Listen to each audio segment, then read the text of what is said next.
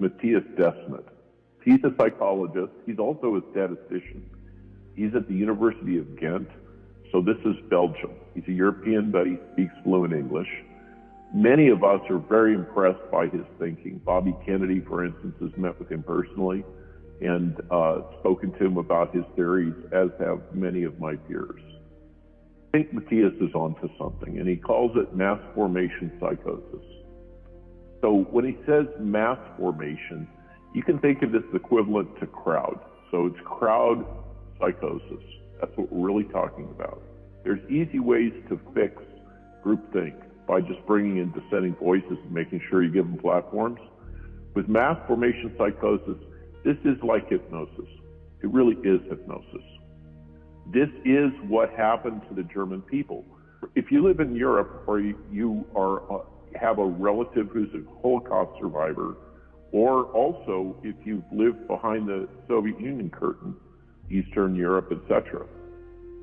This is a fundamental problem that people have, is understanding how can, for instance, the German people who are highly educated, very liberal in the classic sense, Western thinking people, how could they go so crazy, so deep into crazy land that they were doing what they did to the Jews? How could this happen to a civilized people? And this is the explanation for that. It has been a major focus of academic inquiry for decades and decades in Europe. So with what we're experiencing here, you have to have a set of preconditions. And walk with me back to, remember 2019? It seems like forever ago.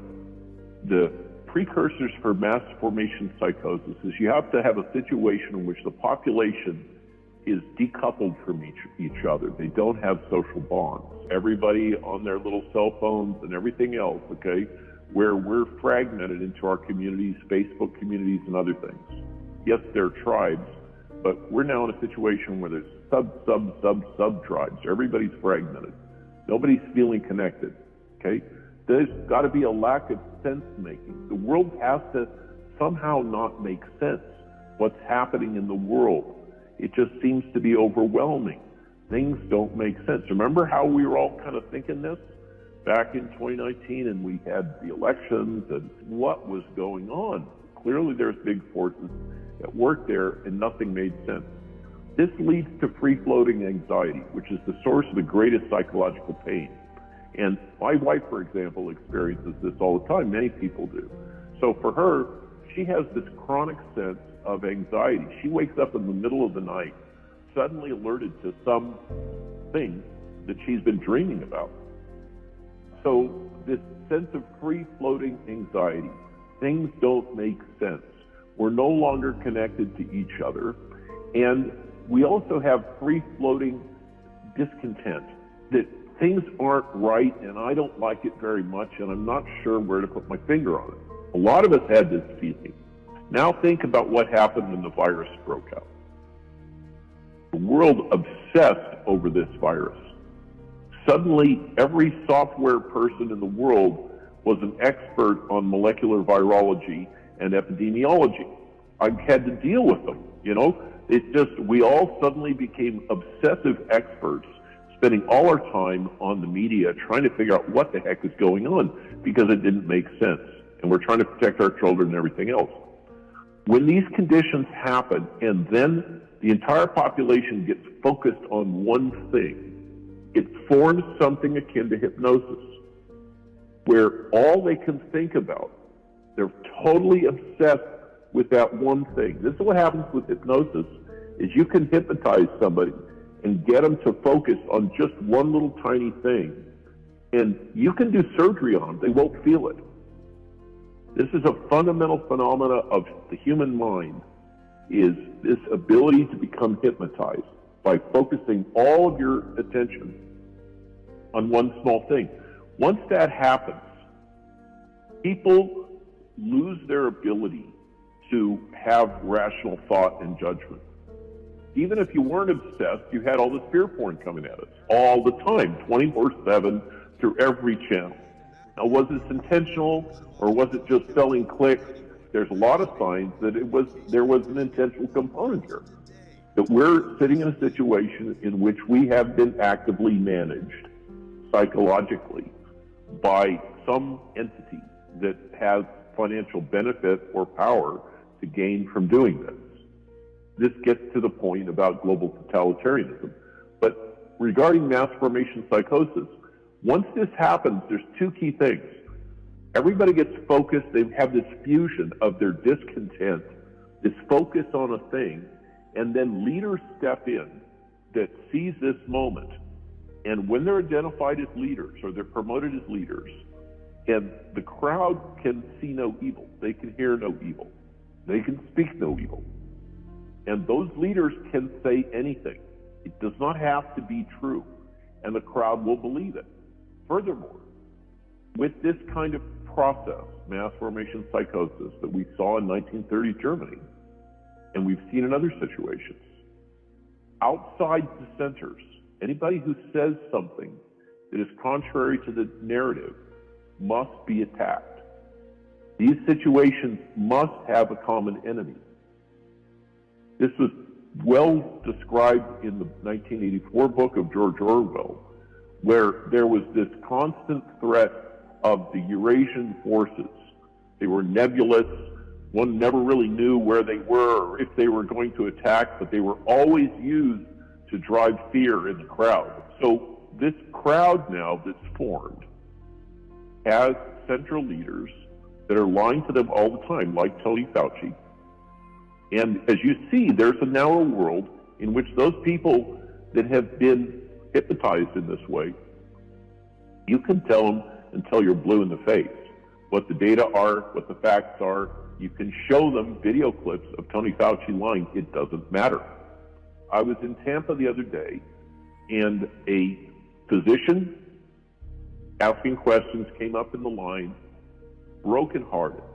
She has many other physicians and medical professionals in her family, and she's disaffected from all of them. And she said, it doesn't matter how much information I provide to them, how many papers I provide to them, what data I provide to them, they can't hear it. And it's true. They literally can't. They are hypnotized. This has happened all over the world. It's been actively promoted. It is the consequence of all this censorship and propaganda that we've been subjected to. And when it seems to you that the rest of the world has gone mad, the truth is they have. Okay?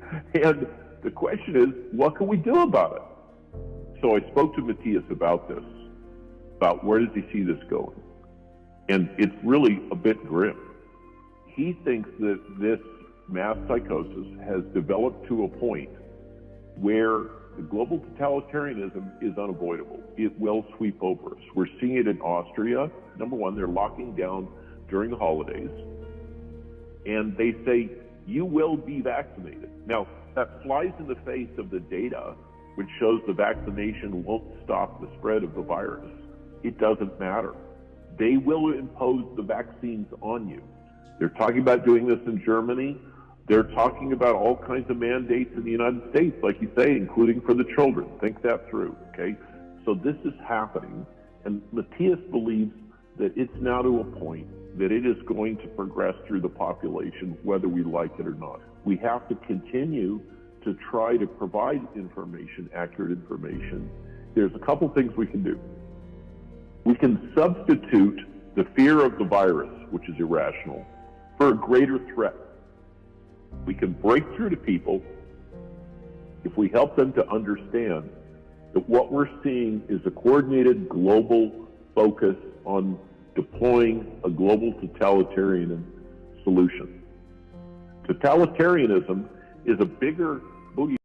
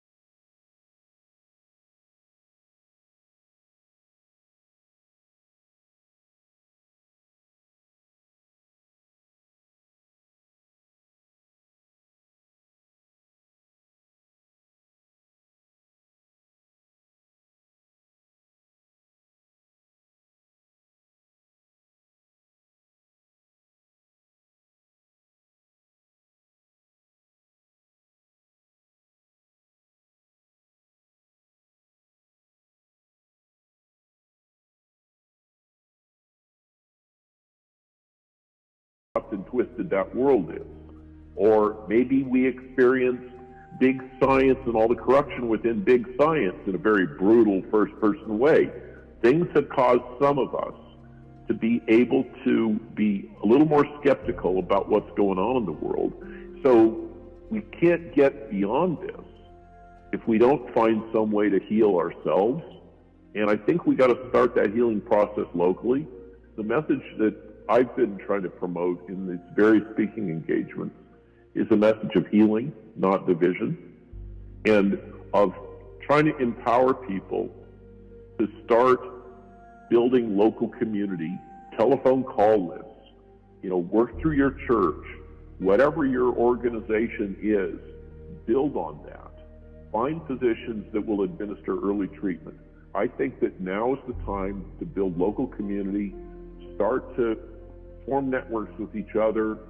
We're providing information to older people who are often home alone, scared and not able to access the internet. There's a few courageous leaders politically in a lot of scared chickens. Basically, the Republican side is unified that these mandates are wrong. Now, we're having trouble breaking through the other side, but angry moms, I think, may be the thing that saves our democracy. So there is hope, but we still got a long way to go. But I think we've seen some significant progress, so I don't want to leave everybody thinking it's all doom and gloom.